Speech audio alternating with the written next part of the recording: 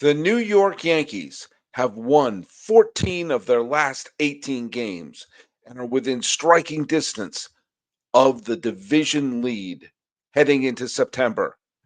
So, why am I talking about replacing their manager?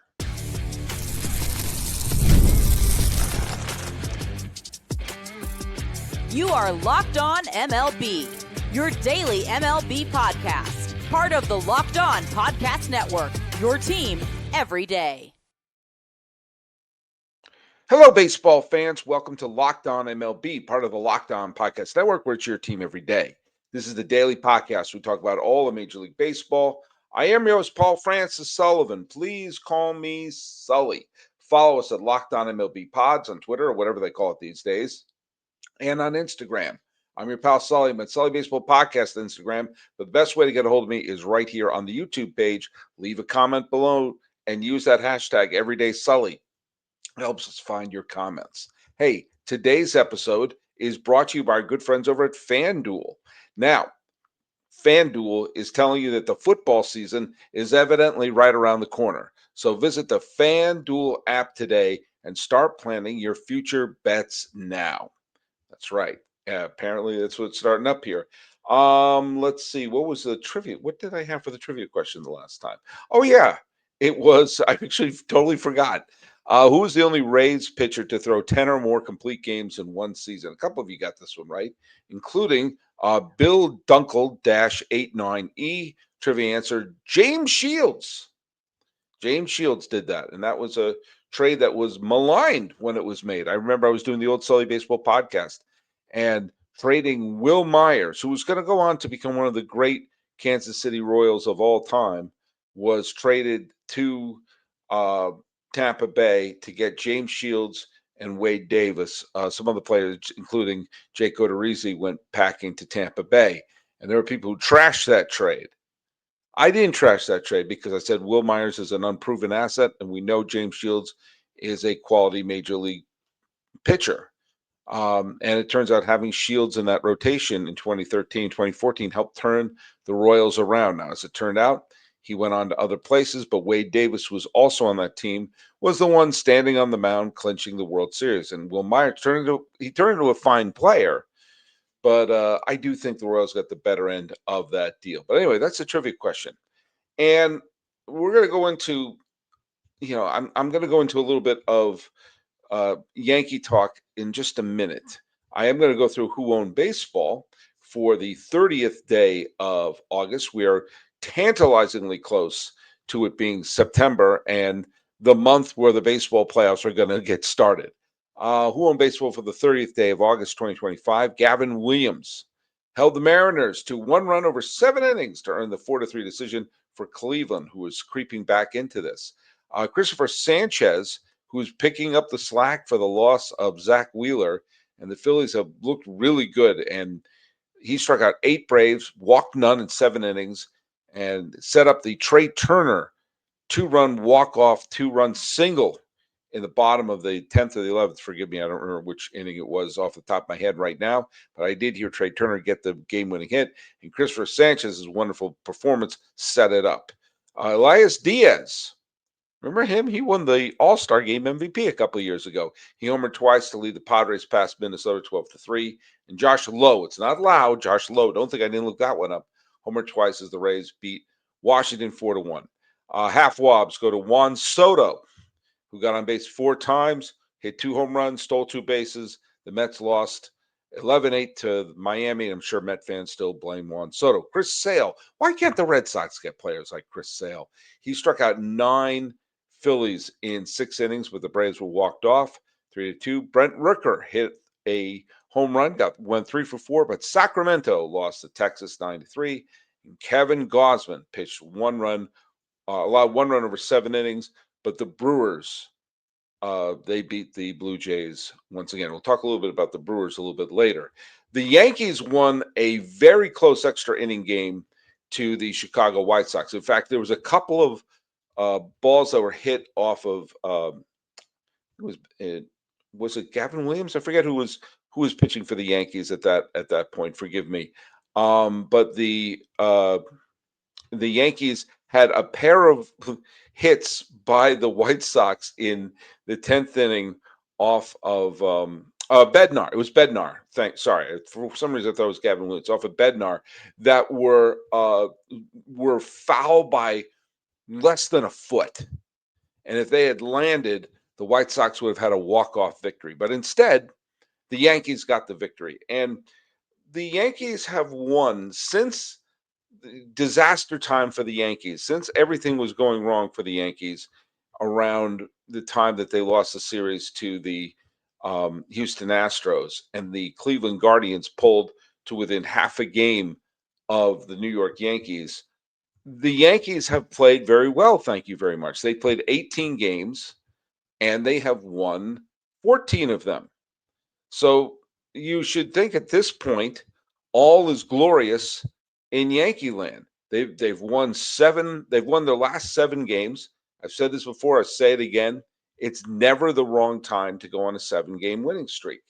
And with this great stretch, and the fact that Toronto is showing some cracks in their armor, especially in their bullpen, the Yankees are only 2 games back of the Toronto Blue Jays. So it's safe to say the Yankees have righted the ship, right? Except that they really haven't, for this reason.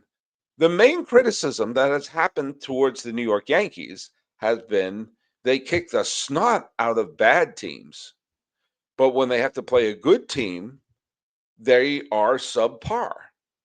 Now, they went on a run where they were playing some teams that were either bad or had already traded away their players, like Minnesota, isn't necessarily a bad team, but there was virtually nobody left on the major league roster. They traded away anything that wasn't nailed down. St. Louis also traded away players at the deadline and are an underachieving team. And Tampa Bay was sputtering. So they won all those games. And then lo and behold, what happened when they had to play a decent team? Boston. Well, they made error after error, and they dropped the first 3 games of a 4-game series. Of those 4 losses they've had in the last 18 games, 3 of them have been against Boston, and 1 of them has been against Houston. So, I'm sorry, 1 was against Minnesota. That's right. I'm sorry, my bad.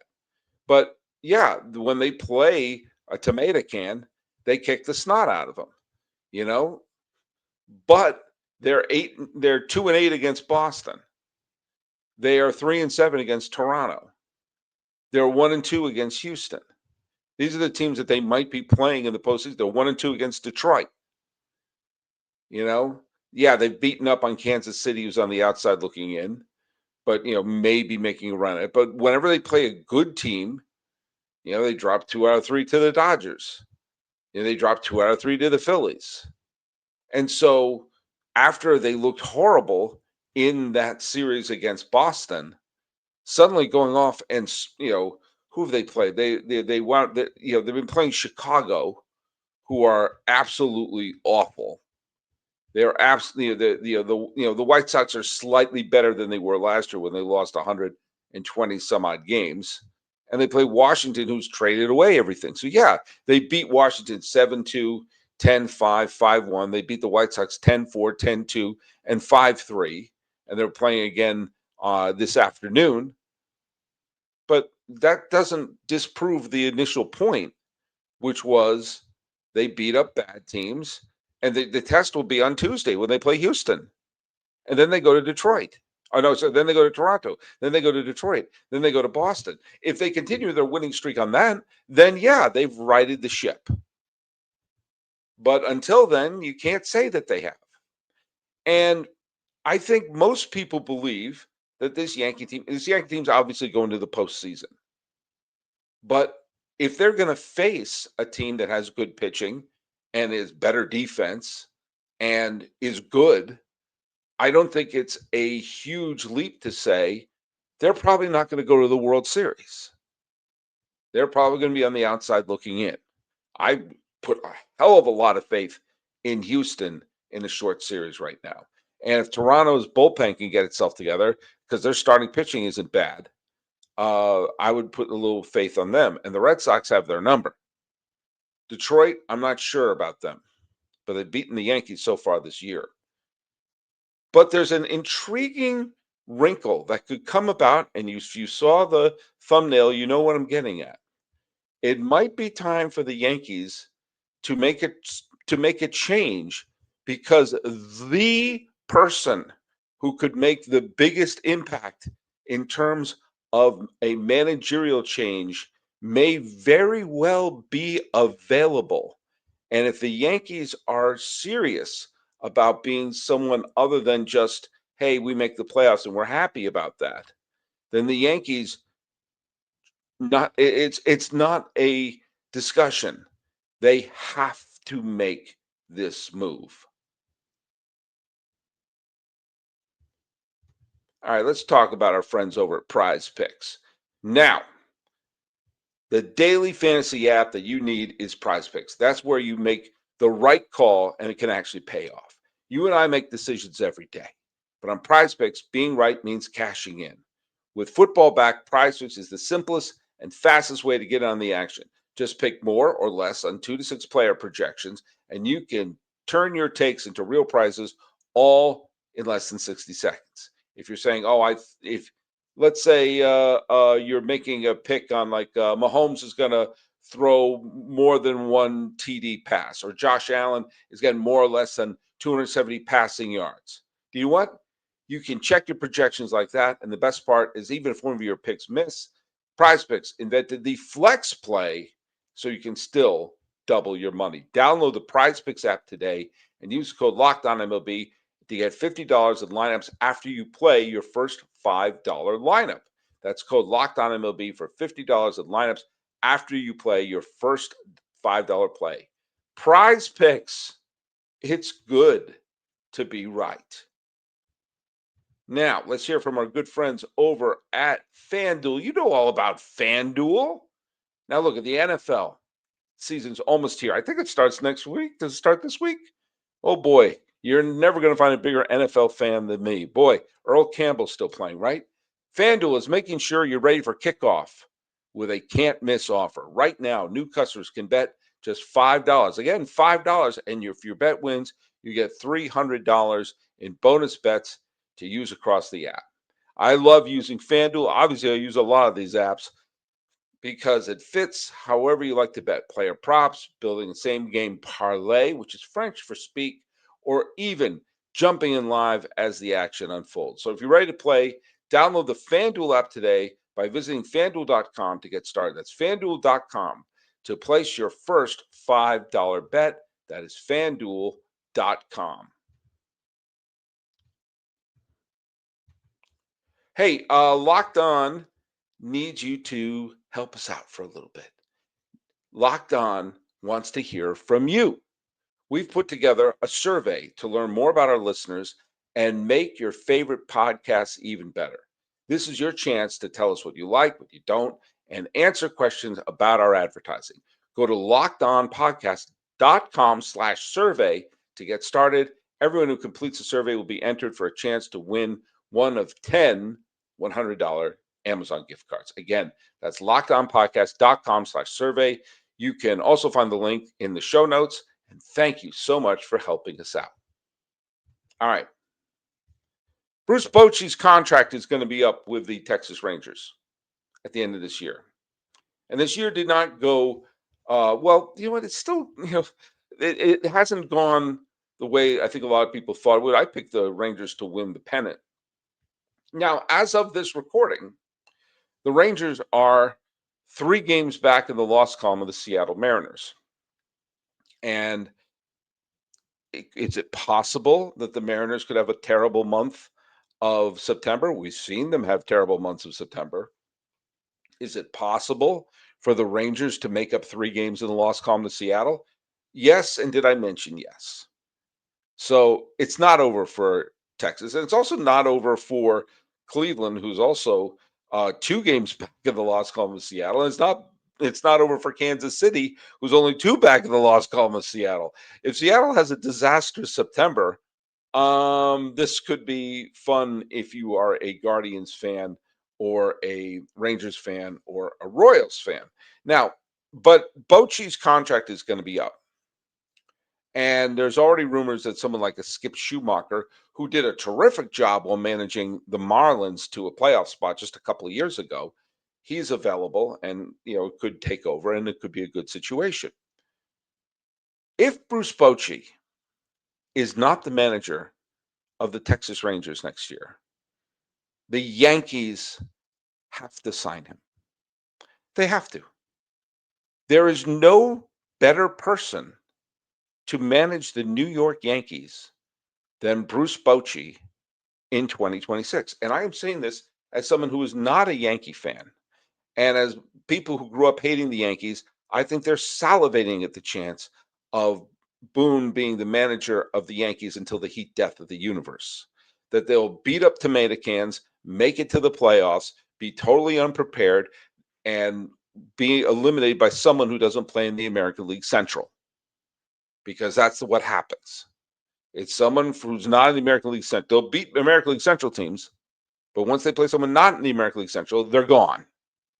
Look at the recent history. That's exactly what happens.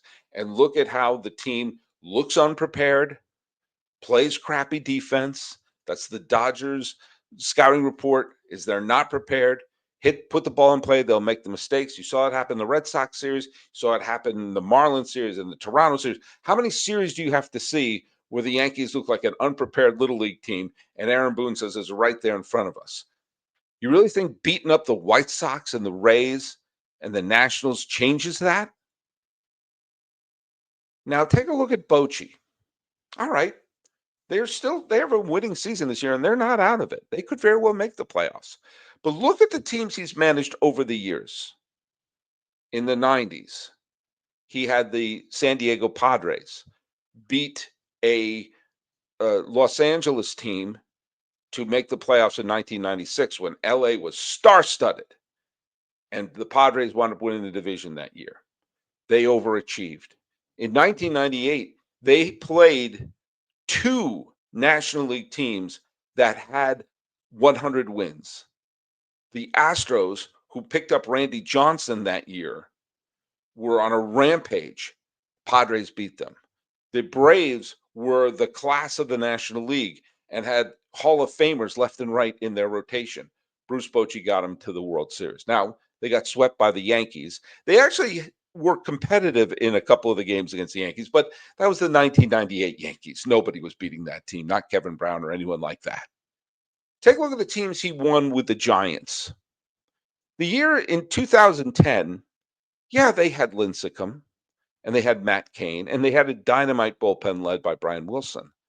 But their lineup had the Cody Ross and Freddie Sanchez and Aaron Rowan and Edgar Renteria. This was a mediocre lineup that they had. And they went up against the Philadelphia Phillies, who had one of the best teams of the end of the 2000s into the 2010s, who had just acquired Roy Halladay.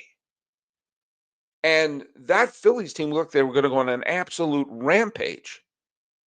And Bochy outmanaged them and went against the Texas Rangers, who had Cliff Lee and just a slew of terrific hitters on that team. They beat them in 5. Take a look at the team. In 2012, you could make the argument they were the most talented team in the National League, but they still had to play on the road in the division series because the Reds had a better record. The Nationals had a better record. They wound up beating the Reds, in Cincinnati. Now, they got a little lucky that the Nationals choked and the Cardinals faced them in the NLCS, but the Cardinals were up 3-1, and they were the defending champions. They wound up winning that, and nobody, not even I, because I was rooting for the Giants, but I didn't even pick them to beat Justin Verlander and Prince Fielder and Miguel Cabrera and the Detroit Tigers. They swept them. Then a visiting team in the wild card game in 2014 went all the way to win the World Series with Madison Bumgarner on the mound. And then the team where they were the visiting team in the wild card series with Texas in 2023, facing a 100-win Baltimore Oriole team, facing the defending champion Houston Astros. to get all the way to the World Series and win it against Arizona. Bruce Bochy takes teams and has them overachieve. And he's done it several times. 4 World Series titles. He's taken the Padres, Giants, and Rangers to the World Series. Not exactly teams that had storied records in the World Series before his arrival. There was never a World Series champion San Francisco Giant team before he arrived. There was never a World Series champion Texas Rangers team before he arrived. And those teams were not exactly favored. They overachieve. Imagine a Yankee team with a manager who gets his team to overachieve and say, oh, what has this guy done? Oh my goodness, he's going to the Hall of Fame.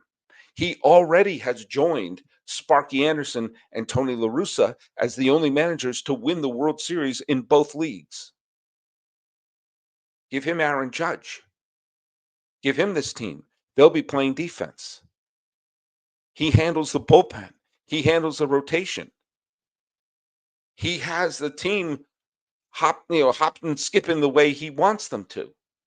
And for the Yankees, it is a chance to be the team for a generation.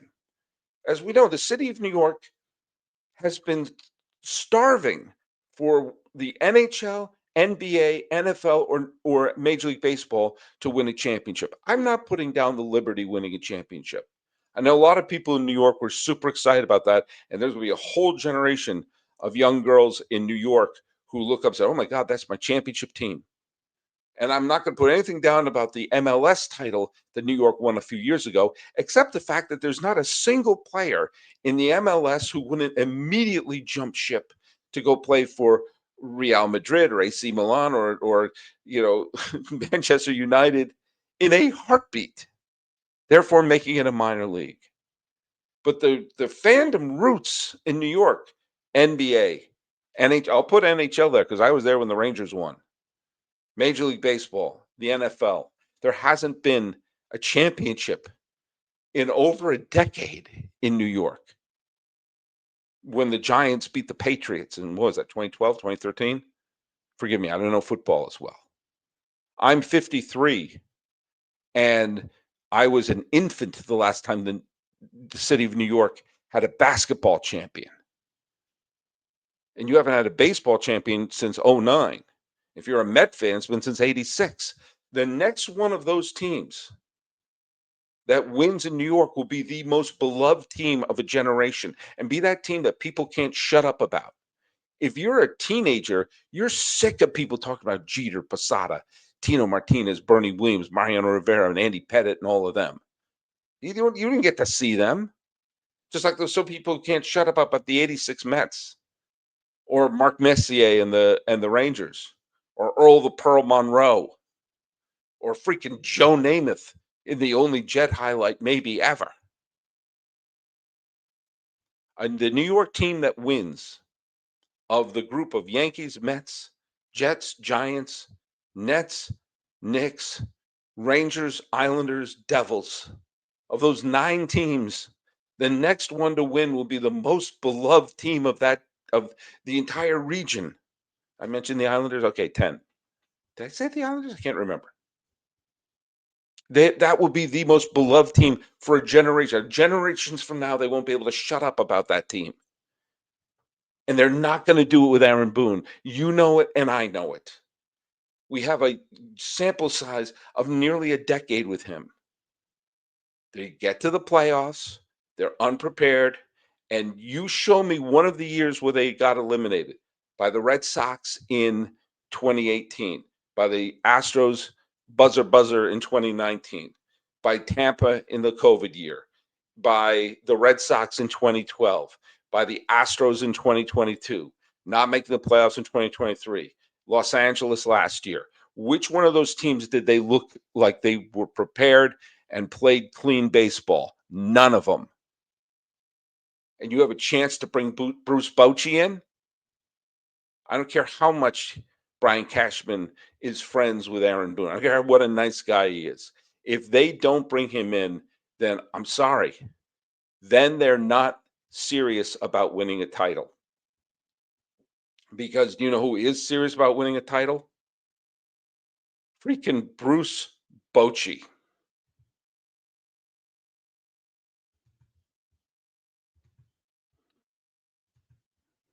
All right, let's hear from our good friends over at Upside. My bad. Let's hear from our good friends over at Upside. Are you still paying full price for gas? Stop leaving money behind. Get real cash back every time you fill up with the free Upside app. Simply download the free Upside app in the App Store or Google Play right now and start earning cash at the pump today. Use my limited time promo code SEASON and get 20 cents back per gallon on your first fill up. You can make up to $300 a year just by buying the gas you already needed. At first, I thought it was too good to be true, but it's totally legit. Real people are getting paid just to make their daily commutes, and you can too. Plus, you can cash out anytime to your bank account, PayPal, or an e-gift card for Amazon and other brands. Don't let this offer drive on by. Download the free Upside app now. Use my limited time promo code SEASON for a limited time 25-cent per gallon bonus. That's promo code SEASON. Offers may vary by user and location. Go to upside.com for terms and conditions. That may just sound like I was being unfair, and I don't care. I don't care. That's just my thoughts on Bochy. That if he is available, he would take the Yankees to a World Series and maybe win it. And he would take 3 different franchises to a World Series title. Would it be worth it? Would that be worth it? By the way, do you know who is holding their own? As we're seeing, like some of the teams are slipping. We've seen, the Toronto Blue Jays have slipped badly, and it's now just a 2-game lead. The Dodgers have allowed the Padres to come crawling back as the Dodgers won the Padres won the other day, and LA lost to Arizona. Do you know who does a really good job of holding off the bad teams and the good teams? That's going to be the Milwaukee Brewers. Now, the Brewers had a rough stretch of it between the 19th and the 28th, where they lost the series to the Cubs, they lost the series to San Francisco, they split a series with Arizona, and so there was people worrying. There was a lot of people worrying in Milwaukee land. What does this mean? What does this mean? And then there in came a series against Toronto. And here's the deal. First of all, Jackson Chourio is back, so that's a good sign for the Brewers. But take a look at this for a second. The Milwaukee Brewers, let's take a look at how they're playing against good potential playoff teams. They're 6-7 against Chicago, so that's not good. Okay, that's mediocre. And I don't know if they have it. Do they have any more games against the Cubbies? No, they don't. So that's it. That's 6-7 against the Cubs. So they have a losing record against one playoff team, the Cubs. The Red Sox right now are a playoff team. They're 3-0 against them. Okay, Detroit is a playoff team. They're 2-1 against them. Houston's a playoff team. They're 2-1 against them. The LA Dodgers are a playoff team. They're 6-0 against them. The Mets are a playoff team. They're 4-2 against them. The Phillies are a playoff team. They're 3-0 against them. Toronto is a playoff team. They're 2-0 against them. Seattle is right now a playoff team. They're 2-1 against them. Now, they lost 3 games to the Yankees at the beginning of the year, okay? But think about all those teams I just rattled off. They have a winning record against all of them. And even with that stumbling they had in the middle of August, they've won 21 out of 29 games in August after going 17-7 in July and 16-9 in June. They have been on a rampage. And yes, they stubbed their toe for about a week and a half, and they've dusted themselves off with these 2 wins in Toronto. Peralta was brilliant. Bieber wasn't. And the Friday game and the Saturday game was a well-pitched game on both sides, but Hoffman wet the bed and let up back-to-back home runs. That is a tremendous sign that Milwaukee can dust themselves off. Chourillo's back in the lineup, and they're the anti-Yankees. The Yankees look great beating up bad teams, but against a good team, they look awful. The Brewers, whenever a good team shows up or they go to someone's home that's a good team, they beat them. They beat them, and they do it consistently. There are teams that have great regular seasons that wet the bed in the postseason. We see it all the time. Bruce Bochy made some great teams wet the bed in the postseason. The 98 Astros and Braves, the 2010 Phillies, the twice doing it to the Nats. But my goodness, the way the Brewers have been doing it all season long, it's they only did it once to the Nats, my bad. It's going to be a good time in Milwaukee. We shall see. Let's go through the trivia question. I was actually going to ask this one the other day. I don't think I've asked this one, and forgive me if I've repeated a question. So there we go. One of my favorite stats is times on base. I think that's an underappreciated stat. What player has reached base the most in their career, had the most number of times on base in their career without ever winning their league's most valuable player? What player has reached base the most in their career without ever winning their league's most valuable player? A bug just flew right in here. And that's a sign for me to wrap up. Follow us at Locked On MLB Pods on Twitter, or whatever they're calling it these days, and on Instagram. I'm your pal Sully with Sully Baseball Podcast on Instagram. Let me just, one great note for Locked On. I'm going to kill this fly. College football fans, Locked On and Fire TV present the College Football Kickoff, your ultimate college football weekly preview. Drake Toll of Locked On Big 12 leads the conversation alongside two-time AP Coach of the Year, Gary Patterson, former college star Jesse Holley, and Locked On's local expert. A college football preview only Locked On can do. Catch Locked On College Football Friday Kickoff every Thursday throughout the season, only on Fire TV. Talking about Bruce Bochy being the one who could lead the Yankees to the promised land, because I'm not buying Boone. And the fact that the Brewers, well, they just keep doing it. This has been Locked On MLB. I am your host, Paul Francis Sullivan. Please call me Sully.